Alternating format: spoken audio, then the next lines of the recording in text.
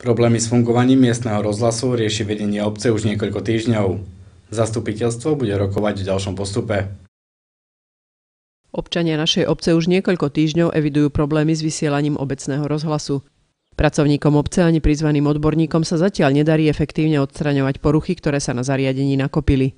V obci máme 166 reproduktorov, mnohé z nich sú v zlom technickom stave a tento zlý technický stav vedenia rozhlasu obecného, ale aj samotných reproduktorov spôsobuje nízku kvalitu signálu v okrajových častiach našej obce.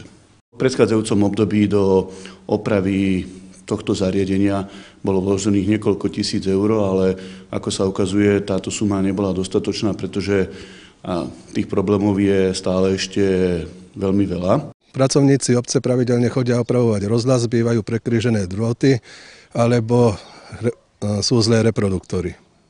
V uplynulom období boli nové bezdrôtové reproduktory obecného rozhlasu nainštalované aj v uliciach Balajka a Lúčky.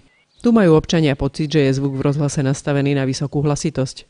V uliciach vzdialených od centra obce si občania sťažujú skôr na príliš tiché vysielanie alebo že rozhlas hapruje alebo vôbec nefunguje. Na Balajke je dosť silný ten rozhlas, veľmi ho je počuť a malé som musela kvôli tomu aj posunúť spánok. Takže trošku potišie, ak by sa dalo. Utekám trošku do záhrady a tam očujem.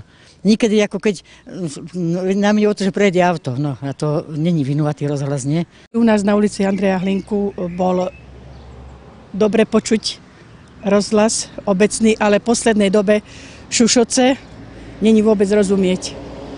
Na základe zistení odborníkov vieme, že problém s vysielaním rozhlasu nenastal v čase, keď boli do siete zapojené dve nové ulice, ale zhodou okolností vtedy začala horšie vysielať pôvodná časť zariadenia. Problém je v tom, že v ústrední sú zosilňovače. Tieto zosilňovače boli inštalované niekedy v roku 2010-2011.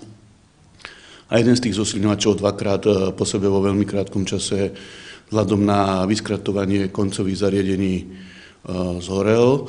Takže to je základný problém obecného rozhlasu, že nedokážeme dostať signál dostatočnej intenzity, dostatočnej kvality do okrajových častí obce. Vedenie obce má teraz na výber dve možnosti riešenia problému s obecným rozhlasom. Buď bude naďalej opravovať pôvodný rozhlas a hľadať chyby, ktoré aktuálny stav spôsobili, alebo od základov rozhlas prebuduje na zariadenie, ktoré dokáže v nezmenenej kvalite vysielať rovnako v celej obci.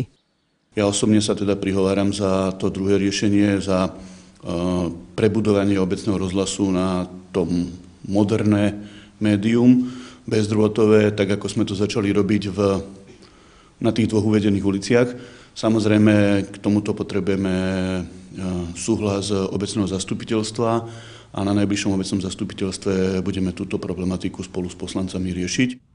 V prípade, že obecné zastupiteľstvo počas svojho zasadnutia dospeje k riešeniu problematiky obecného rozhlasu, vedenie obce bude v tomto duchu realizovať.